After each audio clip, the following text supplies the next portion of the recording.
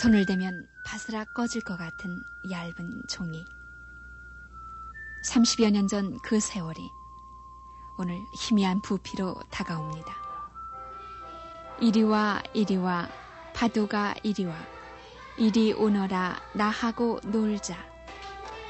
해방의 환희는 교실에서 낭낭하게 울려나왔던 아이들의 목청에도 듬뿍듬뿍 실려 있었습니다.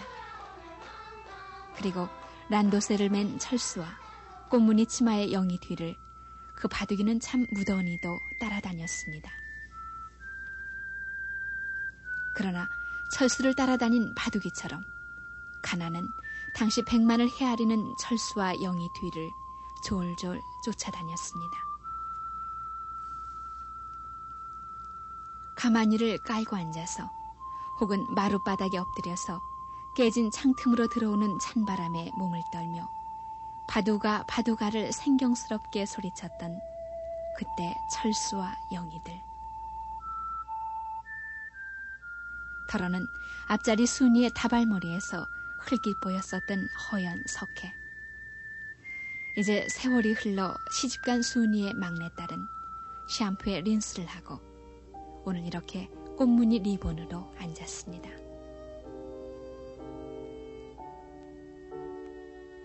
산길을 따라 달려갔던 학교 길에 돌연히 나타났던 흉물스런 뱀, 노루 또는 오소리. 그 추억마저 자연학습실의 박제가 돼버린 채 아이들은 손가락 마디에서 한 뼘이나 올라온 HB 연필로 사각사각 상쾌한 필기에 몰두합니다. 잃어버리고도 찾질 않는다고 선생님들은 걱정합니다. 지천으로 흔한 연필쯤이야 또 사면 된다고 아이들은 말합니다.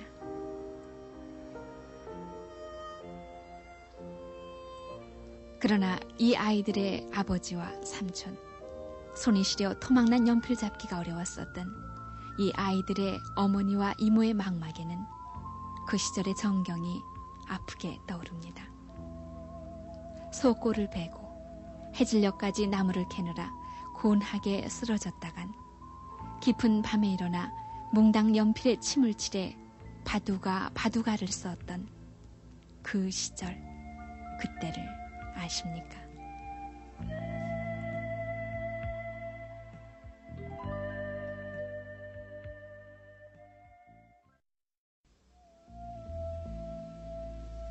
(1940년대) 시계 있는 집이 드물었던 우리네 농촌이었습니다. 그래서 아버지들은 동이 트기 전에 일어나 아이들의 새벽밥을 지을 2동이 물을 지게로 떠날랐습니다.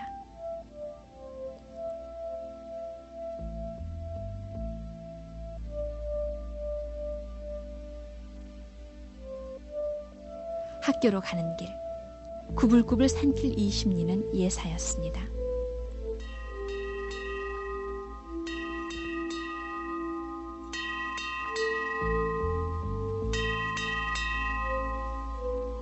선생님들의 행색도 아이들과 다를 게 없어 무명옷이 다반사였고 해진 군화를 신고 다녔던 시절이었습니다. 그래서 어쩌다 수선을 했을 망정 당시 유행했던 류마이를 입고 나오면 여학생들은 눈부신 듯이 감탄을 하곤 했습니다. 비록 가만히 교실을 겨우 벗어난 학교라 해도 복도며 천정이며 벽은 모두 목조였기 때문에 찌익찌익거렸으며 삐걱삐걱하는 비명이 당시는 가장 큰 소음 공해였습니다. 그래서 복도를 지날 때는 발 뒤끝을 들고 사뿐사뿐 걸으라는 지시가 모든 학생의 학교 생활 규칙 제1장으로 여겨졌습니다. 교실에서의 1945년 해방은 우리말 독본을 다시 꺼내 읽는 감격으로 이어졌습니다. 민족의 수치를 겪지 말자는 각오가 교실마다 선명한 구호로 나붙여지기도 했습니다. 교육의 의지도 높았고 교육의 신념도 굳었지만 가르칠 환경은 참으로 황폐했던 그 시절. 토막 분필 그리고 쌀이나무를 꺾어 만든 회초리만이 선생님 곁에 있을 뿐이었습니다.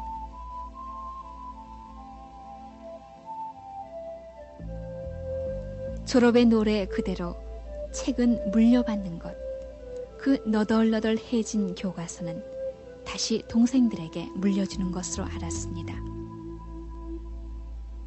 형님이 쓴 노트를 지우개는 제대로 없으니까 자동차 타이어를 잘라낸 고무 지우개를 가지고 형님이 쓰다 이제 완전히 새까맣게 써진 걸 며칠을 지웠던 기억이 납니다. 그나마도 그때 노트라는 게 우리 풍부하지 못해서 교과마다 한 개의 노트를 갖고 있는 그런 어린이는 거의 없었습니다. 한 노트 안에 국어, 산수, 사회, 자연 매 시간 같은 노트로 되풀이 쓰는 그런 정도로 물자가 귀하고 공산품이라는 게 거의 없었기 때문에 그런 게 있지 않았나 그런 생각이 듭니다.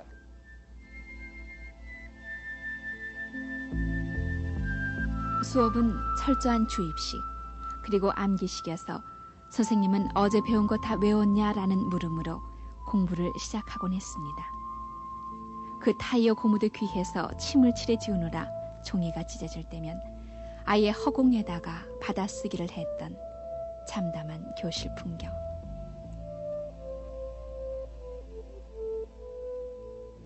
(1947년의) 한 신문기사는 미국 소학생들 선물 증정이라는 표제 아래 49,000포의 학용품을 미국 어린이들이 모아다가 한국 적십자사에 전달했는데 문교부에서 각 도의 아동들에게 나누어 줄 것이라고 시코했습니다.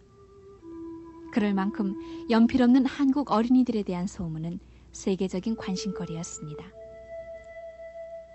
그 연필이 옛날에는 그 나무라든가 그 속에 들어있는 흑연 자체의 품질이 좋지 않아서 한 자리에 앉아서 깎다 보면은 다 그냥 깎아가지고 부러져서 제대로 한번 써보지도 못하는 경우가 많고 또 잘못 써서 지우려고 하다 보면은 종이 질이 나빠가지고 그냥 찢어지고 이래가지고 제대로 쓰지 못하고 그 여백을 이용해서 열심히 쓰고 하는 이런 경험이 있는데 새 연필도 부러웠고 새 공책도 부러웠지만 어느 날 영희가 입고 나온 눈부신 세라복 또 철수가 의젓하게 메고 나왔던 나팔꽃도 선명한 란도셀과 하얀 칼라의 학생복 비록 형의 것을 물려받은 것이었어도 기껏 무명저고리나 물감 들인 군복을 걸치고 다녔었던 동무들에겐 엄청난 부러움을 안겨주곤 했습니다.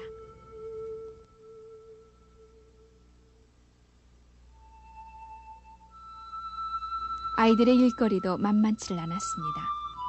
홈이 군데군데 파인 칠판과 질나쁜 백목. 그래서 칠판을 꽉 메운 글씨를 지울 때마다 매서운 겨울날에도 창문을 열지 않으면 하얗게 난무하는 백목가루 때문에 숨이 막힐 지경이었습니다. 수업이 끝나고 분단별로 돌아가면서 하는 정서도 큰 고역이어서 물걸레로 훔치고 닦아도 마루의 때자국은 여전했습니다. 일렬로 늘어서서 집에서 쓰다 남은 양초로 반들반들 윤을 내고 마른 걸레로 땀이 날 정도로 마루를 문지르면 마침내 선연하게 나타났던 그 교실 마루의 나뭇결.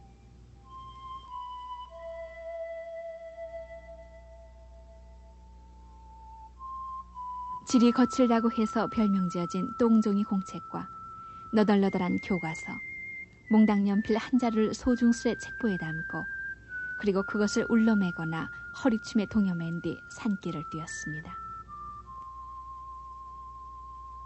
그렇게 좋았던 그 도시락을 먹고 집으로 돌아올 때는 그 빈 도시락 소리가 짤랑짤랑 흔들릴 때 거기 맞춰서 달리기도 하며 오기도 했어요. 새 옷을 한번 사입을라 치면은 그 새 옷이 떨어지고 또 떨어져서 몇 번이나 기어 입어가며 다녔고 양말 또한 한 번 샀을 때는 그 기분을 어디다 비할 데가 없었죠. 돈으로 사서 먹는 군것질은 아예 생각도 못했을 무렵. 감나무 아래서 단짝과 함께 콩을 구워 먹던 그 고소한 맛은 비길 데가 없었습니다.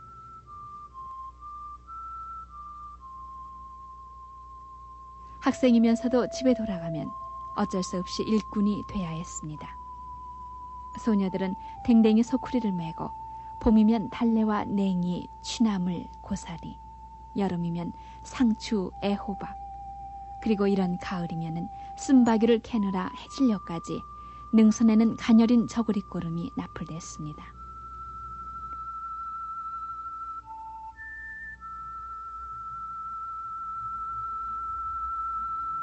남자아이들도 마찬가지여서 소꼬를 베고 지게찜을 지는 건 그들의 몫으로 돼 있었습니다.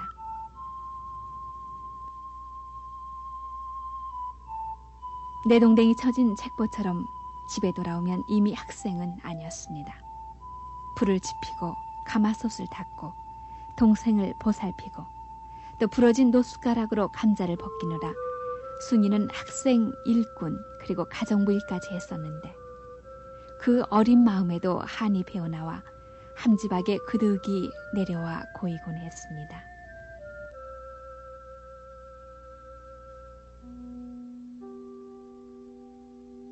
늦가을, 저녁상을 물리면 곧 칠흑이었습니다.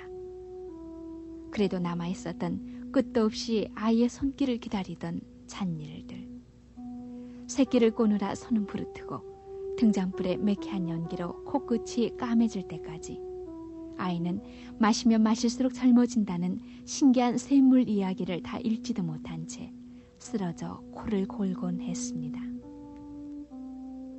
가정 환경이라든지 기타 모든 그 환경도 안 좋아가지고 고무신 신고 하면은 맨발로 이래가 또 뭐 옷도 제대로 내복을 못 입고 뭐 그런 여러 가지 환경에서 춥고 뭐 없는 게 많고 뭐 몽땅 필요다가 또 뭐 왜 배터리 못 찾아가지고 또 그 시간 공부해서도 못하고 많은 경우도 많고 뭐 여러 가지가 참 뭐 아쉬운 게 많았죠. 방한복도 털신도 그보다 양말 한 켤레 변변한 게 없었던 그때 한겨울이면 얼어 죽는 아이들로 해서 모두의 가슴에 못을 박는 처절한 사건이 속출되기도 했습니다.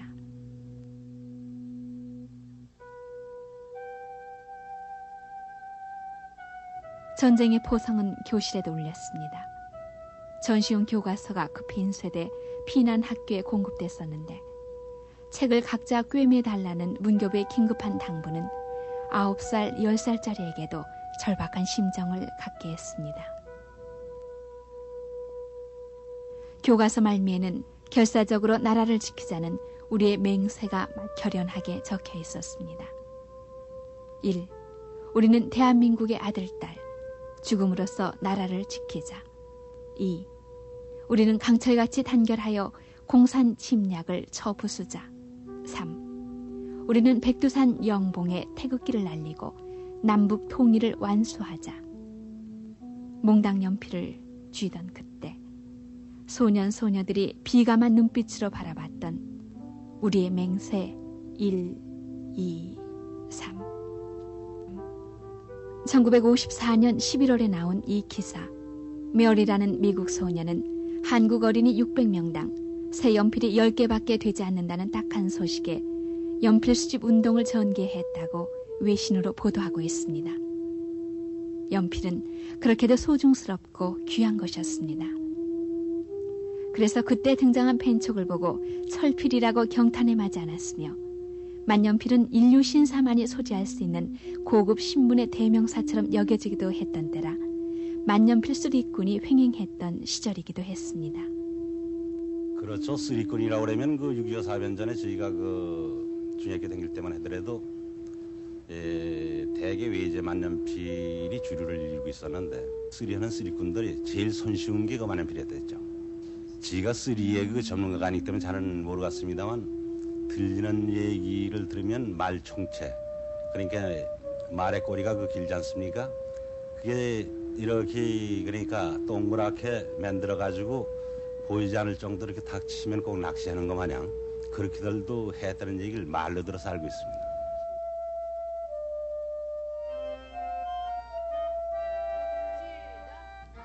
서러운 몽당 연필 세대들도 놀러가는 즐거움은 지금과 매 한 가지여서 뻔히 아는 산 너머 계곡의 원적이 그렇게도 기쁠 수가 없었습니다.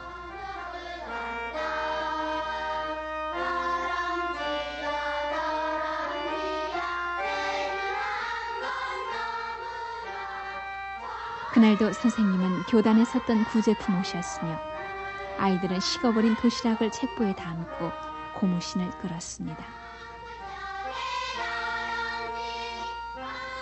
소풍날 특식으로 차려온 최고급 메뉴는 거의 같아서 삶은 달걀, 삶은 밤, 어머니가 보리밥에 박아준 하직감자와 양념으로 버무린 깻잎은 보기만 해도 군침이 돌았습니다.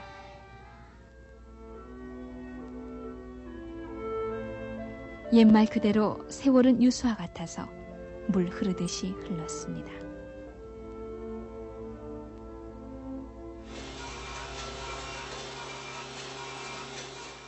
공장의 조립 라인을 따라 막대한 물량이 숨가쁘게 쏟아지고 있습니다.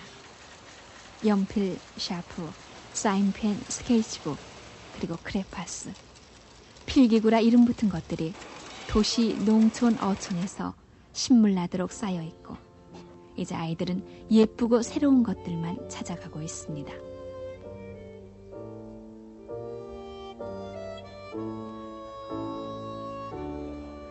남아도는 문방구는 남의 나라 어린이에게로 팔려나가서 한 해 문구 수출 액수는 500억 원. 원조 물자가 내려졌던 그 부두에는 한국 상표가 붙은 연필, 볼펜이 더미더미로 실려나가고 있습니다.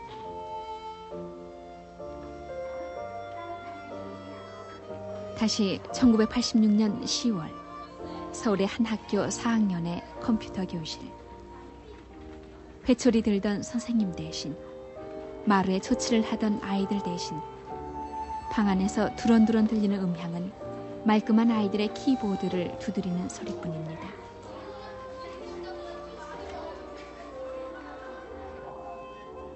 그 옆방 목청을 울리며 소리질렀던 이리와 이리와 바두가는 사라지고 한 세대 후의 아이들이 또렷한 눈길로 해저 생물의 생태에 관한 비디오를 보고 있습니다.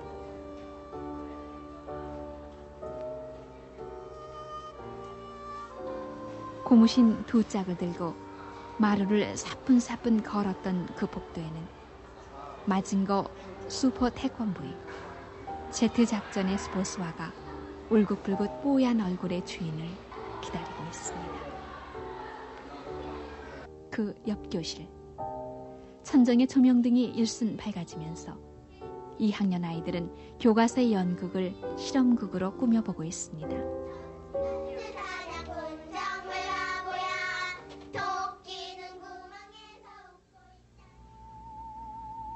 불과 30여 년 그렇게 변했습니다. 한국의 어린이들이 불쌍하다고 연필 수집에 앞장섰던 인정 많은 미국 소녀 메어리도 이젠 할머니가 됐을 거고 그 연필을 받았을 단발머리도 머리 희끗한 중년이 됐을 테지만 그러나 돌아보면 아득히 희미한 시절의 그 세라복 영희, 란도세를 메고 선녀처럼 나타났던 순이, 그리고 손이 곱아 피가 흐르던 엄지와 검지를 꼭 쥐고 침을 칠해 눌렀었던 몽당 연필. 20년 혹은 30년 전 그 춥고 서럽던 시절이 새삼 곰삭여지는 늦가을의 한밤입니다.